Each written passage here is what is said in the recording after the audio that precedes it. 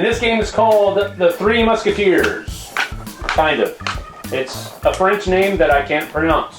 You know, I don't understand why they would publish that in America that way. Do you think someone's walking down the store and go, "Oh, let's get that"? Just Mousquetaires du Roy. Maybe The Three Musketeers is copyrighted by the candy bar? Maybe. Anyway, this is a cooperative style game. Well, sort of. You can play it either as a straight cooperative game, or one player can take the role of the antagonist, my lady. Although, I always thought the antagonist was Richelieu, but what have you. My lady, and she's plotting against, and you're working against one another, and the Musketeers have to complete a whole bunch of quests while saving the Queen's honor, while, there's all different things going on, and one of them is going to eventually win. Basically, my lady just has to run the time out, while the Musketeers have to, stop her, fight her, pretty much. do a variety of tasks. Yeah, something like that. Cooperative games, if you watched our reviews at all, you know that we have a very soft spot for these. In fact, do we ever say they're bad? No. Very rarely. Very rarely. But maybe this will be the first one. Maybe. Yeah, let's watch it.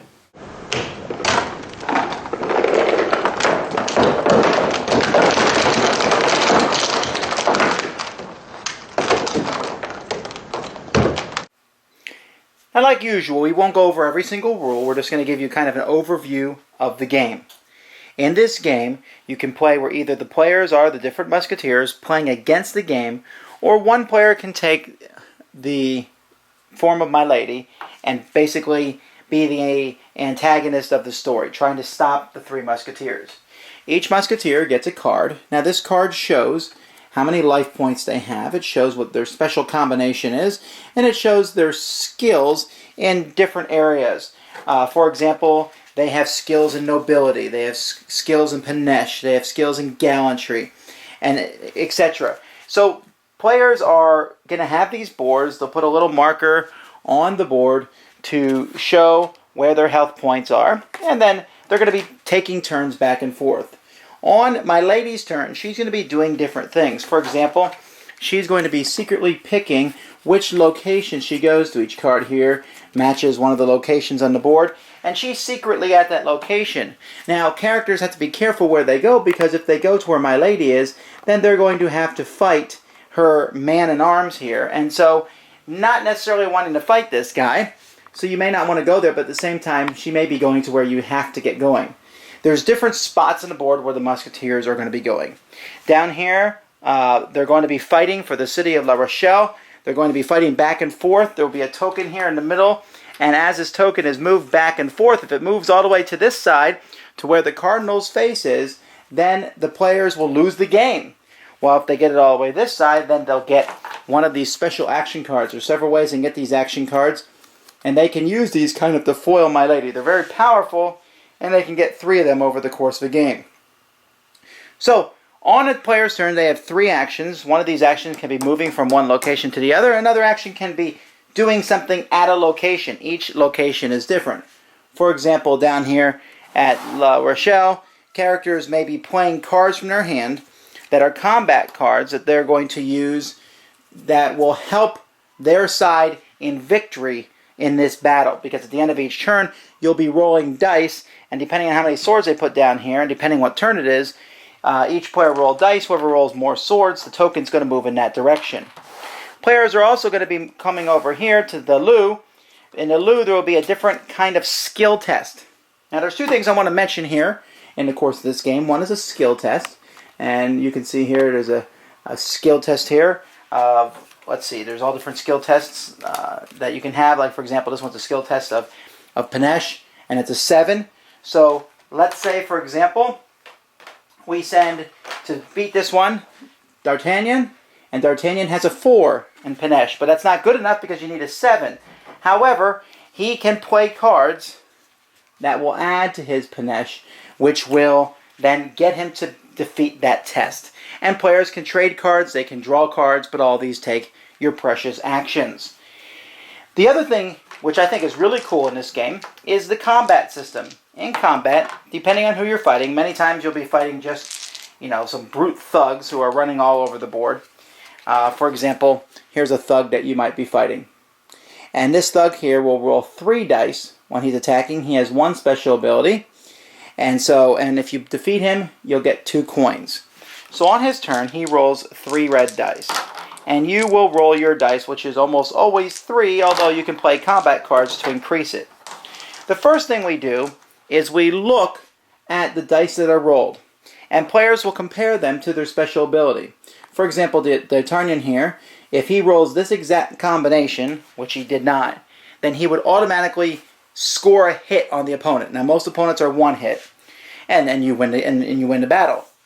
However, at the same time, if that doesn't happen, then you compare swords to shields. So see, one of the red swords was blocked by a blue shield, and then red did 2 hits on the opponent, and blue did 2 hits, and then that round's over. And of course, since we've done hits on the opponent, he runs away squawking, and we've defeated him, but he's also done 2 hit points to your character. Now, never fear if your character gets killed, because they simply end up at the hotel drinking, and they lose, one of their actions in their next turn, which can be critical, but you're not out of the game. So these 2 things, the Musketeers are going to be going around doing skill tests, fighting battles, and basically just trying to stop my lady, who is going to be playing different cards that will be playing traps and doing all different sorts of evil things to the opponents.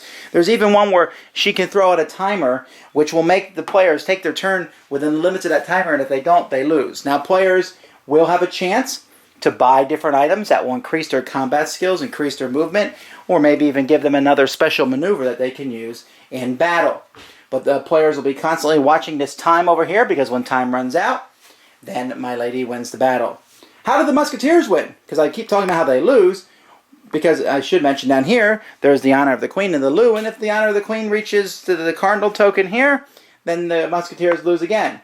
But at the top of the thing here, we have different, storylines, and players will go here to complete different plots, and there's 4 different boards, and each board has something different, and when players defeat the 4th board, and I'm not going to go into depth on how these boards are defeated, but there's just different characters that you'll have to fight. You might turn it over and you just fight a basic thug that has 2 attack dice. You have to go through and conquer these events, and when you do that, you win the game. And that's basically the gist of the game. The game very much, all the cards and all the flavor text certainly refers to the novel, and you really get the flavor of the 3 Musketeers. So someone's going to win, either the 3 Musketeers or my lady. Okay, I have to say, I was really leery of this game because it had Rio Grande on it. And while Rio Grande makes a lot of great Euro games... You hear that, everyone? No, look, they're not known for making Ameritrash style games like this one. Making them square. I thought this would be like, play 3 cards and you can move them 2 spaces this direction and move the victory point track up. But this is, I love this game. I love the 3 Musketeer theme anyway, so I really went into it.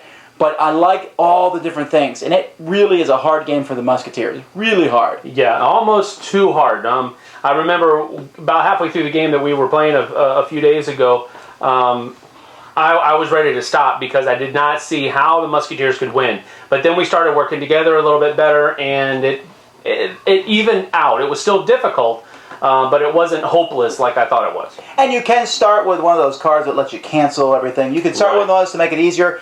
That's what we played last time. Or you could play just against the game, which is a little easier too. This game, reminds me very much like Shadows over Camelot. It has a lot of the same aspects where you're sending people to go on different quests and get things done. But some of them you have to come together and work on together to get. Right, you got to watch. You can never let any one thing get too far gone. But man, the dollop of theme. Rulebook. Worst rulebook I have seen in 42 years. Okay, I'm not even that old. You're not even 42 years old. Wow. No, it's just a terrible rulebook. I mean, I was playing the 3rd game, and someone's like, well, what about this? And I'm like, well... Let me check. I don't even want to check because I can't find it in the rulebook. They include an extra character in this game.